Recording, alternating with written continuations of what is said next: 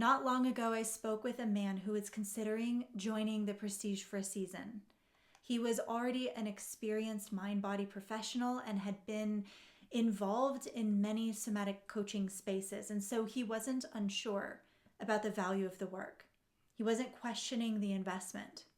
What he was trying to understand was something far more subtle. He wanted to know whether or not in a group environment there would actually be room for him.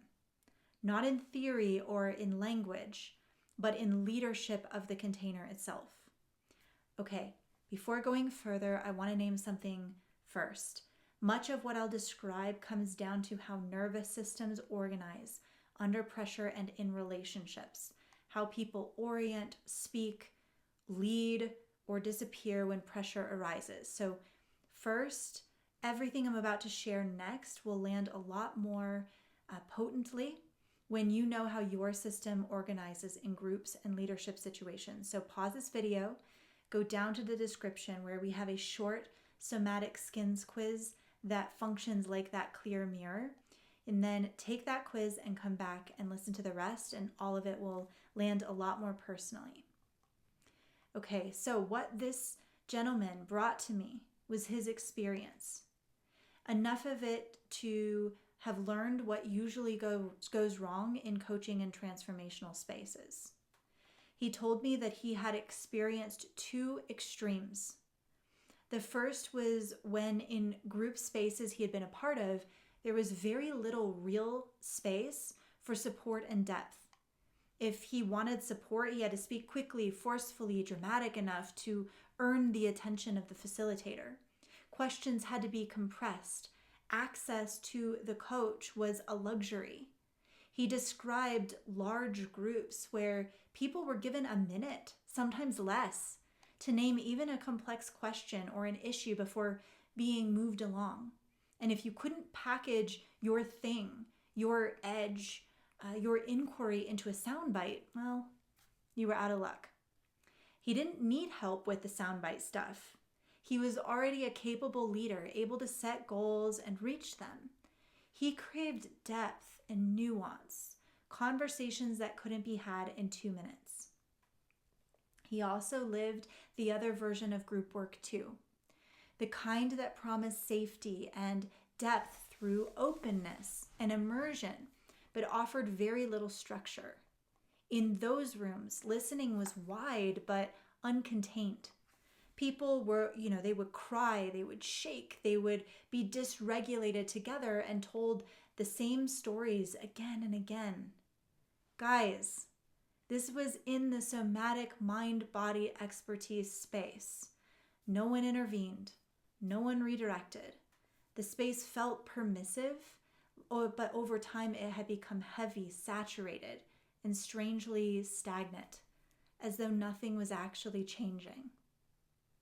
This is not a judgment of those spaces or the leaders that lead them. Everyone is entitled to lead their work and their containers in the ways they see fit. But this gentleman asked me something very simple and very precise. Is this what it will be like? And that question stayed with me because it pointed to a deeper issue in the coaching and transformational world, and one that I'm really passionate about, that goes beyond methods or philosophies at all. It is about the containers that we create for true transformation to occur, and then the responsibility of those holding it. Every group space has a nervous system, whether it's acknowledged or not. And like any nervous system, it lives inside a rhythm between activation and restoration, expression and integration, movement and stillness. When that rhythm is intact, people can engage, they can recover, they can grow, they can transform. But when that rhythm is incoherent, everything starts to feel harder or more stagnant than it needs to be. Most group spaces are created with really good intentions, not because their leadership is overdone or absent. However, in many group spaces, there is the opportunity for greater intentionality. Let's look at this on a spectrum. On one end of extreme, leadership turns into dominance. On the other extreme, leadership disappears in the name of kindness. And both miss the same thing: the embodied ability to hold the room for shifting conditions and a variety of nervous systems. Holding a room does not mean controlling people. It also doesn't mean letting anything happen. It means taking responsibility for the field, the pacing, the attention, the tone, the directionality, the effectiveness, so that the energy can move and it completes what it was created to complete. In our work, we sometimes describe this oscillation of leadership and artistry as the relationship between the warrior and the dreamer. The warrior mobilizes energy, it sets direction, it applies pressure and standards, and it knows how to act. The dreamer restores balance, it senses nuance, it widens perception, and brings meaning back into the system.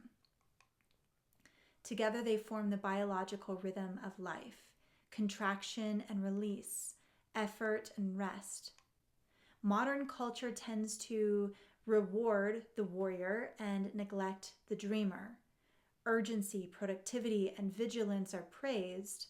Restoration is mistaken for weakness.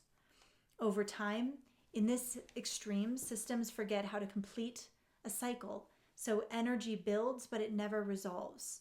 And in group spaces, this energy shows up really clearly. This was the highly competitive group dynamic that overvalues the warrior. The room becomes a pursuit, a chase for insight, validation, or airtime. People stay alert, they're charged, they're slightly braced. They perform well, but they don't settle. And there isn't anything wrong with group spaces that serve that, as long as we see them and we create it consciously. On the opposite extreme, highly permissive groups overvalue the dreamer. Expression flows, but without containment. Emotion circulates, but nothing integrates. The system feels everything, but moves nowhere. And again, nothing wrong with that.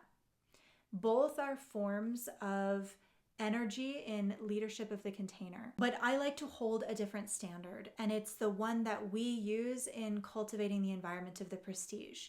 It is the ability to move between these two currents as a conversation, to sense when more structure is needed and when more openness is needed, to account for both, to know when to let something breathe and unfold, and when to interrupt it so it can actually resolve. This, to me, is applied somatics in group facilitation practice. It isn't technique imposed from the outside. It is perception refined enough to track rhythm and relationships in real time. One of the quiet confusions in many group environments is the belief that expression alone leads to growth. Expression is necessary. It might be honest, and it often brings relief. But it isn't the same as authorship. Authorship means staying in relationship with your experience rather than handing it off or dumping it to the group to manage for you. It means being able to say, this is here and this is who I choose to be in relationship to how I feel, without asking the room to carry it for you. When expression isn't paired with responsibility, the group around it will slowly become burdened. The same emotions circulate, the same people with the same stories repeat. Energy never really completes its cycle, it just accumulates. And this is where leadership of the coach matters. Not to suppress expression, but to track it and help it move to its next form. And sometimes that means pausing someone. Sometimes it means redirecting attention back to the body. Sometimes it means pivoting to somebody else for a moment or interrupting a loop so the system can find a different choice. I talked about this recently in my video, The Art of Interruptions. You can check that out on our channel. Interruption is not unkind. It's restorative. Empathic leaders will often struggle the most here because they feel everything, they track subtle shifts, and many have learned implicitly that leadership must be gentle. But empathy without direction does not create safety. It is the dreamer without the structure of the warrior to hold it. So leading as an empath means letting sensitivity inform action, sure, but it also means that they must take responsibility to step in when more structure is needed to guide the individuals and the energy back into coherence. Sensitivity is not the opposite of leadership. Untrained or unheld sensitivity is.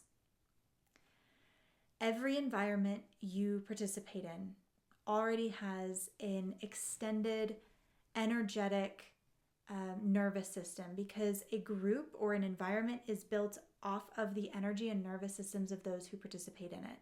If you are a coach or a leader, whether you intend to or not, you are shaping the field that you're participating in. Once that clicks, the question stops being where do you go to do the work, and it starts being how you organize the spaces that you're already in, the meetings you run, the conversations you hold, the rooms that you return to.